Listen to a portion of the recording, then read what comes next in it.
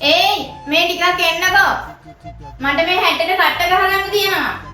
පරක්කුත් වෙලා තියන්නේ නේ. ඉක්මනට එන්නකෝ. අයියෝ කොහොම දෙනවා? සමුසෙලා මහ ලෝකෝට අයිතිවාසිකම් ගැන කතා කරනවා. පිරිමි අපි නැත්තම් හැට්ටට කට්ටක්වත් ගහගන්න සමුසෙලට පුළුවන්ද? අනේ මේ මකුලක් කියන්නේ නැතු ඉන්නවා.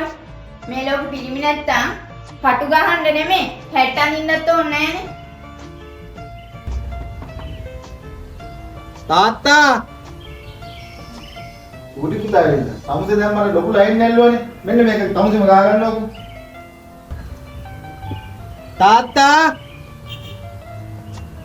මේ දොර පොඩ්ඩක් අරින්නකෝ. මං අපේ ගෙදරට වාසනාව ගෙනාවා.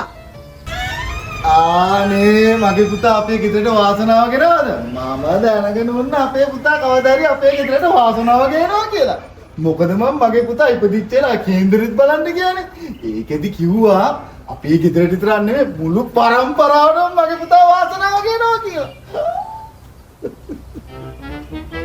කියන්නකො මගේ පුතේ මගේ පුතා ලොතරැයි දිනුමක්වත් ඇදුණාද? මොන ලොතරැයි දිනුම්ද තාත්තේ? මට ඇදිච්ච ලොතරැයි දිනුමක් නෑ.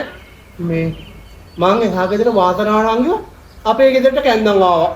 එන්න වාසනාව නංගි අපි ගෙදරට යන්න. ඈබල පරට්ටෝ. ගිහින් අපි මේක ගෙනාපු දිහාවට. වාසනාව ගෙනාව මෙතන.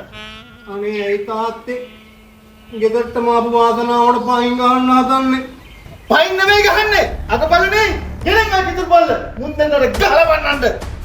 තාත්තේ මේ මයි කාර් මයි පෙට්‍රල් ඈ. මයි කාර් මයි පෙට්‍රල් නේද බයි පුතේ? මයි කාර් මයි පෙට්‍රල් උනාට කමක් නැහැ බයි පුතේ. හැබැයි මෙහෙ නෝ පාකින්. අනම් බලගෙන මේක මෙහෙ.